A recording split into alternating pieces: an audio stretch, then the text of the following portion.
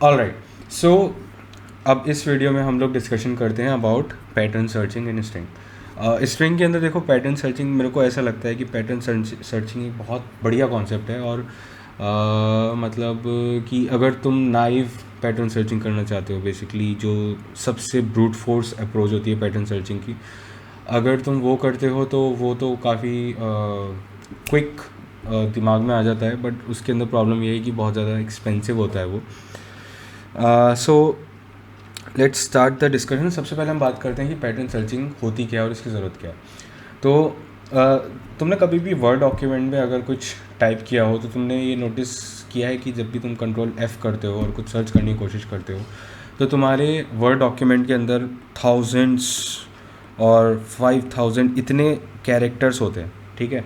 And तुम्हारा word document उसके अंदर से तुम्हारे एक 10 कैरेक्टर का वर्ड ढूंढता है, राइट। तो वो कैसे करता है? तो उसके पीछे होती हैं पैटर्न सर्चिंग एल्गोरिथम्स, ठीक है। अब पैटर्न सर्चिंग जो एक एल्गोरिथम है, इसको ये बेसिकली 3 इसमें अलग अलग अप्रोचेज़ हैं जो हम यूज़ कर सकते हैं, जो कि आप यहाँ पर देख भी सकते हैं, ठीक है। ओके, तो सबसे पहले आती है हमारे पास naive pattern searching, then we have Rabin Karp. Naive में भी एक्चुअली 2 टाइप के होते हैं, उनके बारे में हम डिस्कशन करेंगे।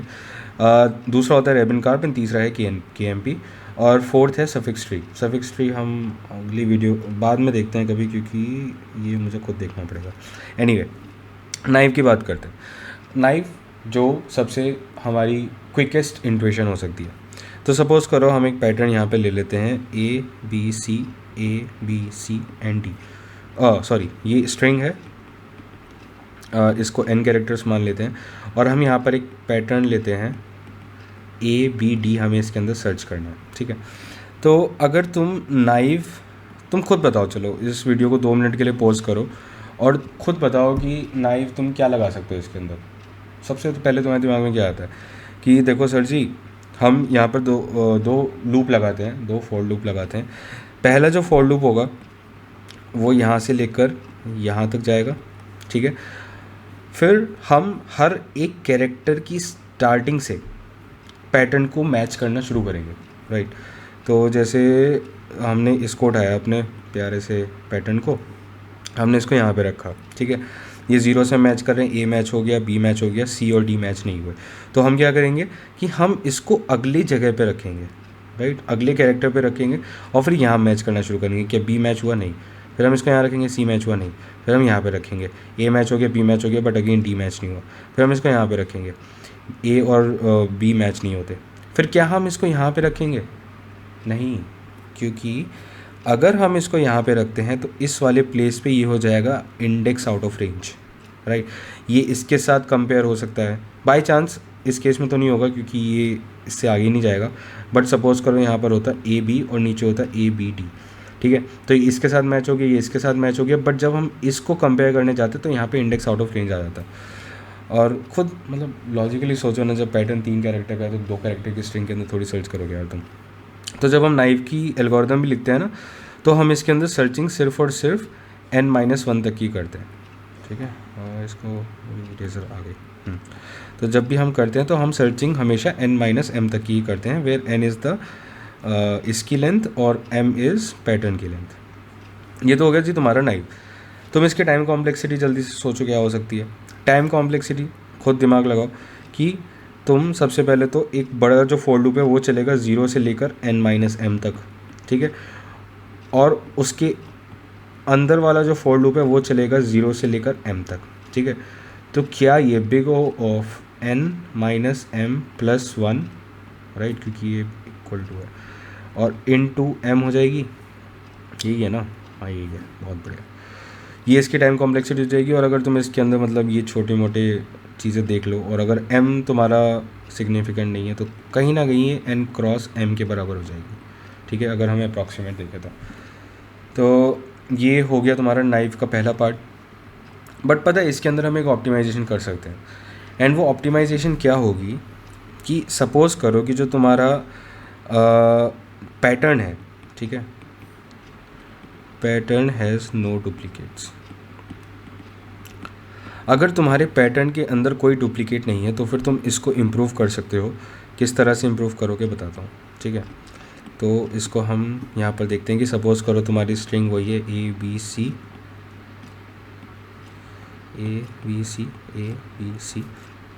डी और पैटर्न है तुम्हारा ए बी डी। तुमने देखा पैटर्न के अंदर कोई भी डुप्लीकेट नहीं है, तो तुम इसको किस तरह से कर सकते हो कि तुमने यहाँ से पैटर्न उठाया, ठीक है, अपना रेगुलर हमेशा की तरह पैटर्न उठाया, तुमने इसको यहाँ पे लगा दिया। अब तुम इसके अंदर कर रहे हो कि तुमने ए को इन दोनों को आपस में वो करा कंपेयर, ये पास हो गया, फिर इन दोनों को आपस में कंपेयर, ये पास हुआ, but C O D compare नहीं हो रहे। तो तुम इसमें क्या करोगे, तुम instead of starting from here तुम इसको इस जगह से स्टार्ट करोगे जहाँ पे ये लास्ट वायलेशन हुआ था, ठीक है। तो लास्ट वायलेशन हुआ था हमारा सी पे, तो तुम यहाँ से कंपेयर करना शुरू करोगे, ठीक है। फिर अगेन ये यहाँ पे बात नहीं बन रही, ठीक है, फिर तुम यहाँ पे आओगे, क्योंकि यहाँ पे पहले से ही बात नहीं बनी, तो तुम बेसिकली फिर तुम उसको एक नंबर आगे से करोगे। यहाँ से तुम देखते हो कि ए और ए मैच हो गया, बी और बी मैच हो गया, अगेन ये मैच नहीं हुआ, तो तुम जो लास्ट मैच हुआ था उसके अगले से करोगे, राइट। तो तुमने यहाँ से किया, यहाँ पे भी कोई बात नहीं बन रही, तो बेसिकली और यहाँ बेसिकली तुम करोगे नहीं, क्योंकि ये तुम्हारा उसके आगे निकल चुका। तो नाइफ़ के अंदर ये एक अप्रोच है, और इसके अंदर तुम अगर ध्यान से देखो तो तुम हर एक उसको तुम एग्जैक्टली वन टाइम पूरे लूप को ट्रेवर्स कर रहे हो, और जो तुम्हारा अंदर वाला फोर लूप है ना, वो कहीं ना कहीं तुम्हारे बाहर वाले फोर लूप के आइटरेटर को भी मूव कर रहा है, ठीक है, जहाँ पे भी मैच हो रहा है। तो इस केस में तुम इसकी टाइम कॉम्प्लेक्सिटी को रिड्यूस कर देते हो लीनियर पे, ठीक है। अगर मैं तुम्हें इसका कोड दिखाऊं, तुम्हें जो भी कोड चाहिए हो, अगर तुम्हें कोड चाहिए हो, वैसे ऑनलाइन अवेलेबल है सब, बट अगर चाहिए हो तो पॉज करके स्क्रीनशॉट वगैरह ले सकते हो, समझदार हो, वैसे बोलने की ज़रूरत नहीं। ओके, तो ये है हमारा, देखो ये सारे के सारे इसके अंदर सॉरी, तो इसके अंदर तुम देख सकते हो सारे के सारे डिस्टिंक्ट हमारे कैरेक्टर्स हैं। तो इसके अंदर देखो बाहर वाला लूप तुम्हारा चला, अंदर वाले के अंदर देखते हो कि अगर ये मैच नहीं होता है तो तुम इसको ब्रेक करो, और अगर ये G is equals to M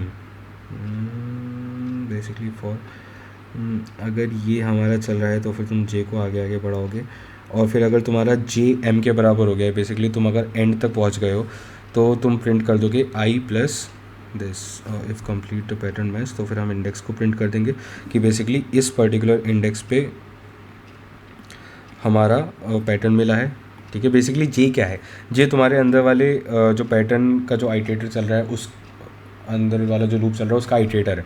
तो अगर वो तुम्हारा एम के बराबर हो गया है, तो इसका मतलब ये कि तुम्हारा पूरा पैटर्न मैच हो गया है ना। तो इसका मतलब ये, तो उस केस में क्या करोगे, तुम उस आई को प्रिंट कर दोगे कि इस आई के बाद तुम्हारा पैटर्न मिल रहा है, ठीक है। अगर तुम्हारा जे ज़ीरो है, मतलब कि तुम्हारा जो जे है वो अभी शुरू ही नहीं हुआ, पहले ही ब्रेक हो गया, मतलब ये वाला केस भी ले सकते हो, मतलब वो मैच होना शुरू ही नहीं हुआ, तो तुम उस केस में बस आई प्लस प्लस करोगे एक बार, ठीक है। और अगर तुम्हारा थोड़ा सा भी आगे तक ये मैच हुआ है, जैसे कि यहाँ पर मैच हुआ था, ठीक है, ए और बी मैच हो गए, ये शुरू के दो मैच हो गए, तो इस टाइम पे जे, अगर तुम इस वाले लूप को देखोगे तो इस टाइम पे जे की वैल्यू हो गई होगी 3 2, ठीक है, 0 1 एंड 2, जे की वैल्यू यहाँ पे 2 हो गई होगी, तो तुम आई प्लस इक्वल टू 2 कर दोगे, ठीक है। तो बेसिकली तुम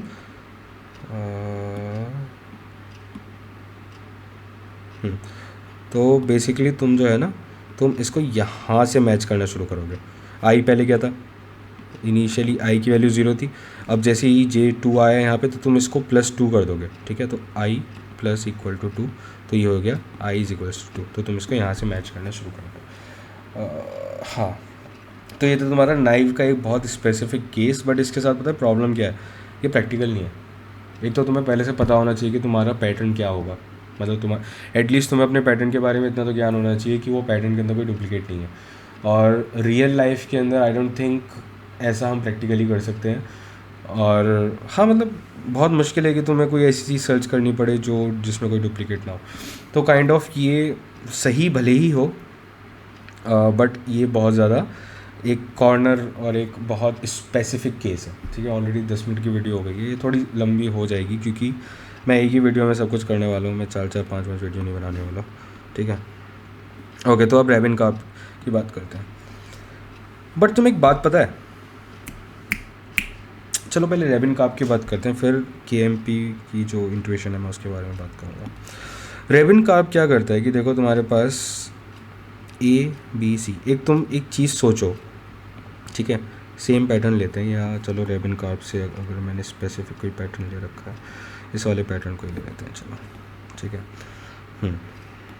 अबे इरेजर आजा आगे।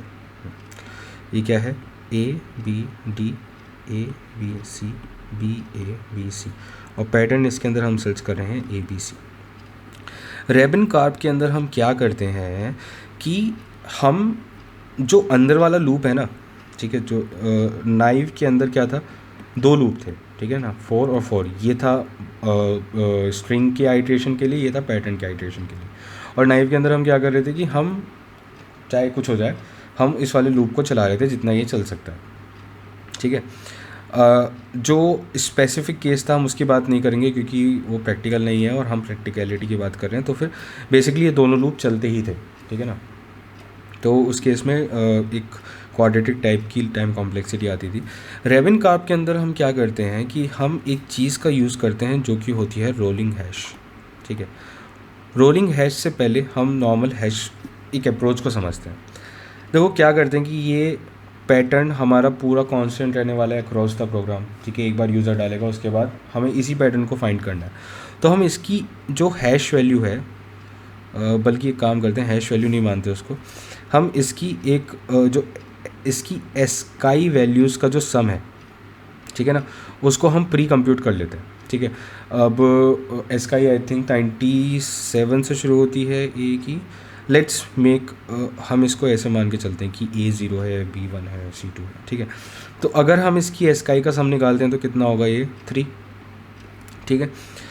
और हम पैटर्न के अंदर हम स्ट्रिंग के अंदर पैटर्न की लेंथ जितनी है उतने कैरेक्टर्स का भी एक एस्काई का सम पहले निकाल के रख लेते हैं। ये क्या है, A0 होगा, मैं लिख देता हूँ ना, A B C and D, 0 1 2 and 3, ठीक है। A क्या है 0, B क्या है 1 और D क्या है 3, ये हो गया 4, ठीक है। अब हम इसके अंदर इस पैटर्न को घुमाना शुरू करेंगे, ठीक है, और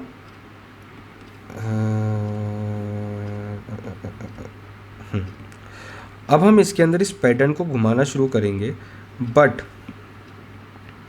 बिफोर कि हम उसको कंपेयर करना शुरू करें, हम इस चीज़ को देखना शुरू करेंगे कि उनके जो एस्काई वैल्यूज़ का सम है क्या वो बराबर है या नहीं है, ठीक है। तो जैसे इसका 4 है, इसका 3 है, तो हम इसको हम कंपेयर करना शुरू ही नहीं करेंगे। इसका जो अंदर वाला लूप है इसको हम चलाएंगे ही नहीं, ठीक है। तो उससे क्या होगा कि हमारा ये अंदर वाला लूप जैसे इस वाले केस में बच गया, ठीक है। तो बेसिकली हमने अंदर वाला लूप नहीं चलाया। फिर हम अगले पे आते हैं।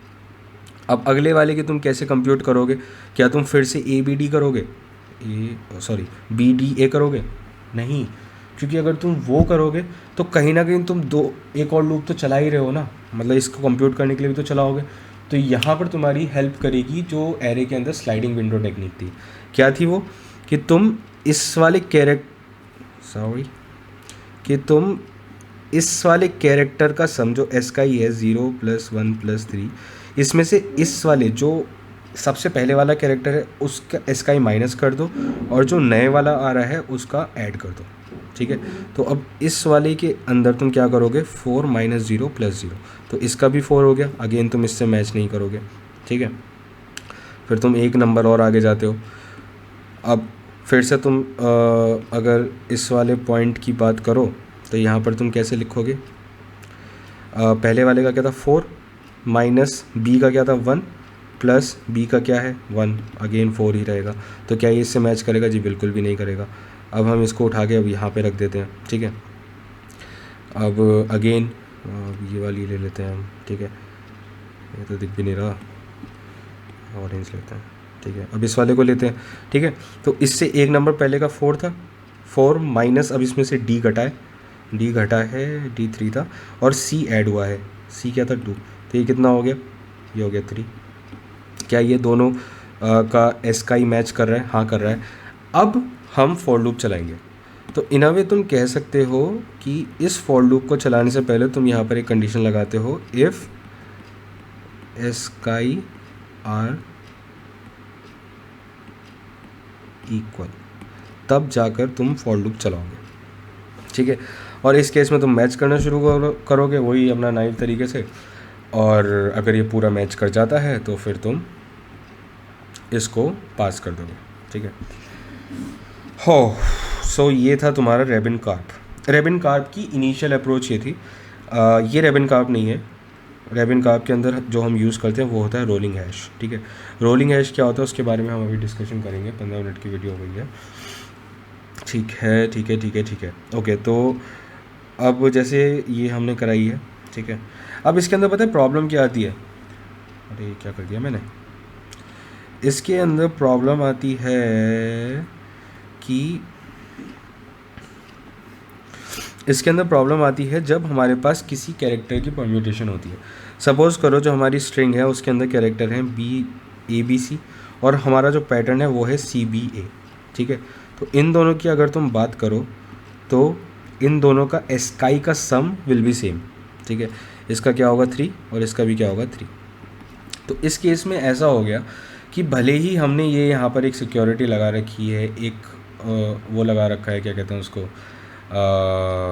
एक बैरियर लगा रखा है कि ज़्यादा फॉल्स ना चले ये वाला लूप, बट कहीं ना कहीं ये फिर भी चल सकता है, ठीक है। खासकर परम्यूटेशन के केसेस में। तो उस केस में हम इसको क्या कहते हैं, इसको पूरा वो नहीं कर सकते, मतलब ये स्टिल थोड़ा सा कहीं ना कहीं जाकर कंप्यूटेशन दे सकता है, वो क्या कहते हैं उसको, एक्सपेंसिव हो सकता है, बट मतलब इसका वर्स्ट केस स्टिल नाइव के बराबर ही है। क्योंकि अगर पूरी की पूरी स्ट्रिंग ही हमारी कुछ ऐसी हो गई जिसके अंदर परम्यूटेशन से रिलेटेड आ रहा है, तो वर्स्ट केस इसका भी उतना ही बैठ सकता है जितना हमारा नाइव का बैठ रहा था। बट प्रैक्टिकली ऐसा बहुत कम होता है, तो कहीं ना कहीं ये नाइव से बेटर है, बट ये स्टिल हमारा वर्स्ट केस वैसा ही देता है। तो इसके लिए हम रोलिंग हैश करके एक कॉन्सेप्ट है उसको यूज़ करते हैं। रोलिंग हैश भी मैं तुम्हें बता देता हूँ कि रोलिंग हैश क्या होता है।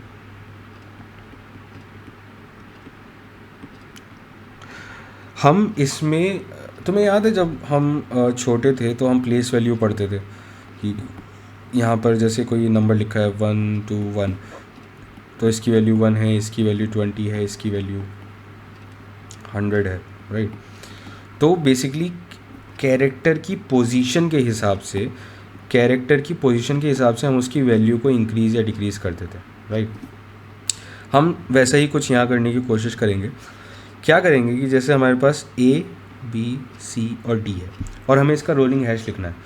टेबल हम फिलहाल ये वाली फॉलो करेंगे जो हमने यहाँ पे कर रखी थी, ठीक है।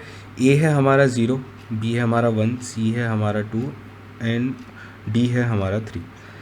बट हम इसमें क्या करेंगे, कैरेक्टर्स की पोजीशन के हिसाब से इन वैल्यूज़ को थोड़ा सा मॉडिफाई करेंगे, ठीक है, ताकि अगर हमारे पास इसकी कोई B C परम्यूटेशन आती है तो इन दोनों का हैश मैच ना करे। क्योंकि यहाँ पर A के साथ जिस पर्टिकुलर नंबर की मल्टीप्लिकेशन होगी वो यहाँ पर B के साथ होगी, तो हमारा बेसिकली हैश चेंज हो जाएगा, ठीक है ना, वैल्यू चेंज हो जाएगी। तो उसके लिए हमारे पास एक हैश रोलिंग हैश फंक्शन होता है जो कि कुछ ऐसा होता है, ठीक है ना। हम इस तरह से रोलिंग हैश फंक्शन को लिखते हैं, 1 सेकेंड, आई थिंक ये था वो T, ये तो हम एस्काई को ऐड कर रहे हैं, ओके, हाँ ये रहा ना D।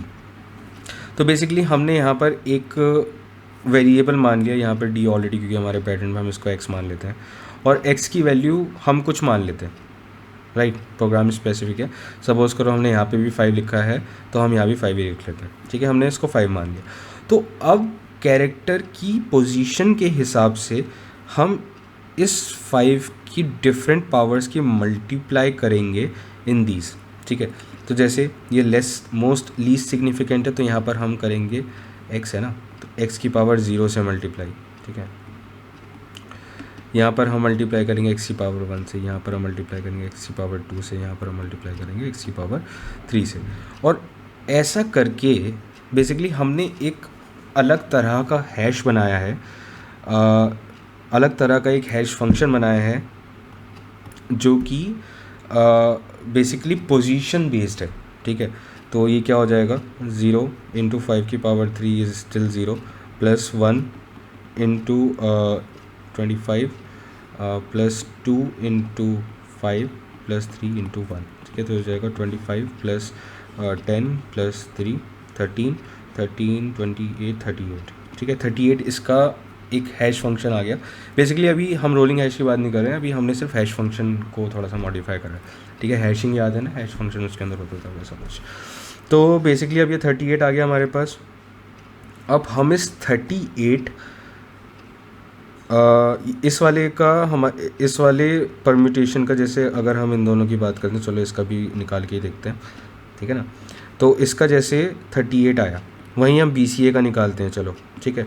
तो BCA के अंदर B क्या हो गया 2, ये क्या हो गया 3, ये नहीं B हो गया 1, ये हो गया 2, अबे आजा, ये हो गया 3 और ये हो गया 0, ठीक है। इसकी मल्टीप्लाई हम इसी तरह से करेंगे कि 1 इंटू डी की पावर x की पावर 3 प्लस 2 इंटू x की पावर 2 प्लस 3 इंटू एक्स की पावर 1 प्लस 0 इंटू एक्स की पावर 0। ये क्या हो जाएगा, x हमारा है क्या 5, तो हो जाएगा 125 25 5 से 125, बिल्कुल सही। 2 इंटू 5 का स्क्वायर हो जाता है 25, 3 इंटू 5 और ये हो जाएगा 0, ठीक है। तो 25 125 प्लस 50 प्लस 15 और ये कितना हो जाएगा हमारा, ये कितना हो जाएगा 65, इसको इससे करो, हो जाएगा 140 140 190, ठीक है। तो क्या ये मैच कर रहे हैं, नहीं कर रहे हैं। तो एटलीस्ट हमने परम्यूटेशन वाली जो हमारा एक प्रॉब्लम थी उसको यहाँ पे सॉल्व कर दिया, ठीक है ना। ओके, सो हमने परम्यूटेशन वाली प्रॉब्लम को सॉल्व कर दिया। ये तो खैर हमारा है मॉडिफाइड हैश फंक्शन, ठीक है ना। ये जो हमने यहाँ पर x को बीच में घुसाया है, इसमें रोलिंग हैश कहाँ पर आता है, देखो रोलिंग हैश यहाँ पर आता है कि सपोज़ करो हमारे पास हम इसी वाले एग्जांपल को उठाते हैं, ABD ABC AB ABD ABC BA BC और इसके अंदर हमें सर्च करना है ABC, ठीक है। तो अपने इसी वाले मेथड से x की वैल्यू 2 मान लेते हैं, ठीक है। इसका हमने हैश फंक्शन निकालेंगे 0 इंटू 2 की पावर 2 प्लस 1 इंटू 2 की पावर 1 प्लस 2 इंटू 2 की पावर 0, ठीक है। जगह 0 प्लस 2 प्लस 2 4, यहाँ पे 4 आ जाएगा। और इसका भी कैरेक्टर मतलब पैटर्न के लेंथ तक की हम प्री कंप्यूट करते हैं, राइट। देखो ये चीज़ें समझ में अच्छे से तब आएंगी जब तुमने ऑलरेडी थोड़ा सा इसको पढ़ रखा हो, ठीक है ना। ओके, तो ABD की निकालते हैं। ए क्या हो जाएगा 0 इंटू 2 की पावर 2 प्लस 1 इंटू 2 की पावर 1 प्लस 3 इंटू ABD है भाई, ठीक है, 3 इंटू 2 की पावर 0, सही है ना, हाँ सही तो है, कंफ्यूज किया हुआ। ओके, 0 प्लस 2 प्लस 3 हो गया 5, ठीक है। तो हमने इसकी हैश वैल्यू प्री कंप्यूट करी 5, हाँ 9 हैश वैल्यू हमने थोड़ी सी मॉडिफाई कर दी ना। और ये ABC है और इसकी हैश वैल्यू कितनी आ रही है यहाँ पर हमारे रोलिंग हैश की वजह से 4। देखो ये तो हमें एक ही बार कंप्यूट करना है, ठीक है ना, इसके अंदर तो कोई चेंज होने नहीं वाला है। अब यहाँ पर चेंज होगा जब हम इस वाली विंडो को स्लाइडिंग विंडो टेक्निक के थ्रू, जब हम इस वाली विंडो को ऐसे ऐसे स्लाइड करेंगे ना, तब उस हिसाब से हमारे 5 की वैल्यू भी चेंज होनी चाहिए, ठीक है ना। अब हम पहले क्या कर रहे थे स्लाइड करते टाइम कि इस वाले को तो सब्ट्रैक्ट कर देते थे और नए वाले को ऐड कर देते थे, ठीक है ना। इस केस में हम इतनी आसानी से उसको इसलिए नहीं कर सकते क्योंकि क्योंकि क्योंकि क्योंकि क्योंकि हम पोजीशन बेस्ड कर रहे हैं ना। तो बेसिकली अगर सपोज़ करो यहाँ पर E आ जाए, ठीक है, तो हम सिंपली यहाँ पर 0 को माइनस करके E को E क्या होगा 4 होगा ना, 4 को ऐड नहीं कर सकते क्योंकि हमें जब 0 को माइनस करना है हमें 0 पे 0 इंटू इसको माइनस करना है, ठीक है ना, 0 इंटू एक्स प्लस एक्स की पावर 3 को माइनस करना है। इन सब की वैल्यूज़ को एक नंबर बढ़ाना है, इन सब के अंदर x की एक एक मल्टीप्लिकेशन करनी है इन सब के अंदर, और इसके अंदर x की पावर 0 जो कि 1 होगा, खैर इसमें तो हम इसको अवॉइड कर सकते हैं, और हमें उस हिसाब से इसके अंदर 4 को ऐड करना है। तो ये थोड़ा सा एक क्या कहते हैं उसको, कंप्यूटेशनल चीज़ है, और इस पर्टिकुलर चीज़ को ही हम रोलिंग हैश कहते हैं, ठीक है। इसको थोड़ा समझने की कोशिश करो। देखो ये हैश फंक्शन है, ठीक है, ये हैश फंक्शन है, और हम इसको एक तरह से, तुम अगर इसको विजुअलाइज करने की कोशिश करो तो हम इसको एज अ रोल कर रहे हैं इधर, ठीक है, इसको ऐसा स्लाइड करके लेके जा रहे हैं, और इन अ वे हम उसकी वैल्यू को उसी हिसाब से इंक्रीज या डिक्रीज़ कर रहे हैं, ठीक है ना। तो अब इसके लिए हमारे पास एक फंक्शन है, एक फॉर्मूला है जो हम यहाँ पर लिखते हैं, ठीक है। इस फॉर्मूले की इस फॉर्मूला वैसे तुम स्क्रीनशॉट ले लो अगर तुम्हें चाहिए, बट मैं इसको समझाने पे ज़्यादा फोकस कर रहा हूँ यहाँ पे। हम इसको कैसे कैलकुलेट करेंगे, ठीक है। तो देखो तुम्हें इसके अंदर क्या क्या करना है। तुम्हारे पास A, B और D है, ठीक है, इतना तुम्हारा पैटर्न अभी है, और तुम्हें इसके अंदर इस वाले A को ऐड करना है और इस वाले A को सब्ट्रैक्ट करना है। तो तुम कैसे करोगे? इनिशियली यहाँ पर तुमने क्या वैल्यू लिखी है? इनिशियली तुमने लिखा है ये है 0, ये है 1 और ये है 3, ठीक है। तो ये कितना हो जाएगा? 0 इंटू एक्स की पावर 2, ठीक है। B में क्या लिखा है? 1 इंटू एक्स की पावर 1, और इस D के लिए क्या लिखा है? 3 इंटू एक्स की पावर 0। तुम्हें क्या करना है कि जो तुम्हारा सबसे इधर वाला कैरेक्टर है, सबसे इधर वाला कैरेक्टर, उसके अंदर से तुम्हें क्या सब्ट्रैक्ट करना है? एक सेकेंड।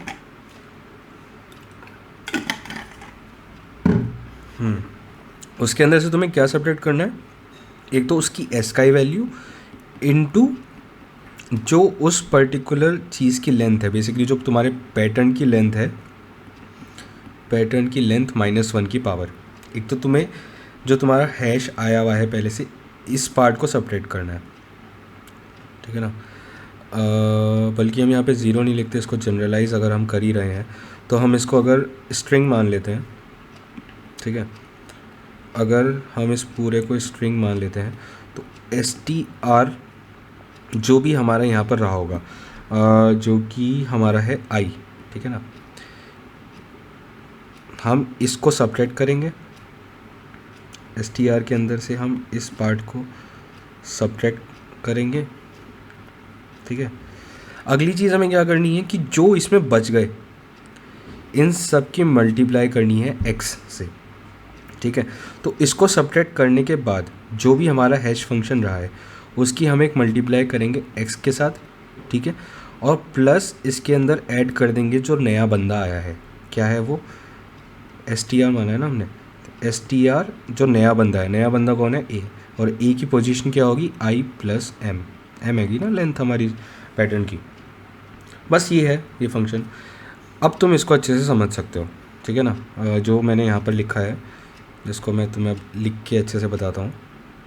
ये हो गया, थोड़ा बढ़िया डार्क सा पेन लेते हैं, ये तो दिख भी नहीं रहा, ब्लैक लें क्या? चल रेडी सही है। ओके, तो ti plus 1 is equals to d into T I minus T X T I into d into m minus 1 plus T X T I plus m।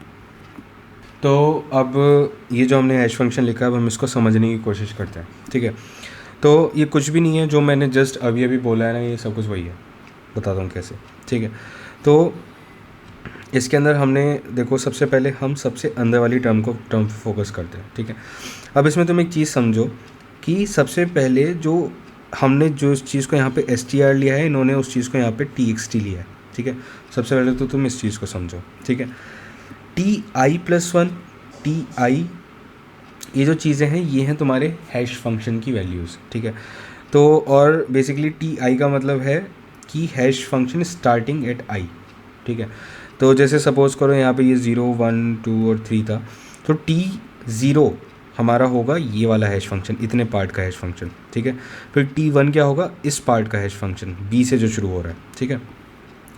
तो वही सब है जो मैंने जस्ट अभी अभी यहाँ पर लिखा है। कैसे कि देखो यहाँ पर तुम्हारे पास है Ti+1 को कंप्यूट करने के लिए सबसे पहले जो तुम्हारा पुराना हैश फंक्शन है तुम उसको पकड़ोगे, उसमें से सब्ट्रैक्ट करोगे stri, जो सबसे छोटी वाली टर्म थी तुम उसको निकालोगे ना, उसको तुमने निकाला with multiplication with pattern -1, right. dm-1 के साथ तुम उसको सब्ट्रैक्ट करोगे। फिर जो तुम्हारा बच गया उतने पार्ट के अंदर तुम d की मल्टीप्लिकेशन करोगे। ये जो यहाँ पर हमारे पास dx है ना, बेसिकली यहाँ पर ये d है, इसकी तुम बचे हुए पार्ट के साथ मल्टीप्लिकेशन करोगे, क्योंकि तुम्हें कहीं ना कहीं हर जो चीज़ें बच गई हैं तुम्हें इन सबको एक लेवल ऊपर लेके जाना है ना, क्योंकि यहाँ पर x की पावर 2 होनी चाहिए, यहाँ पे x की पावर 1 होनी चाहिए, तभी तो ये जो नया टर्म आएगा इसकी x की पावर 0 होगी ना।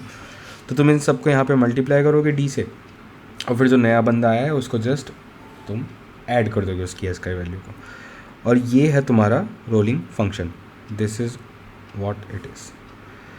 तुम्हें अगर कोड चाहिए तो फिर कोड तुम यहाँ से देख सकते हो, ऑनलाइन भी बहुत ज़्यादा अवेलेबल है, इसका स्क्रीनशॉट वगैरह जो तुम्हें लेना ले सकते हो।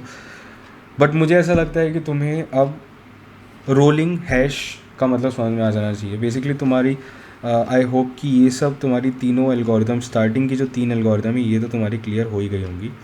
नाइव, विदाउट डुप्लीकेट वाली नाइव, और रेबिनकार्प, ठीक है।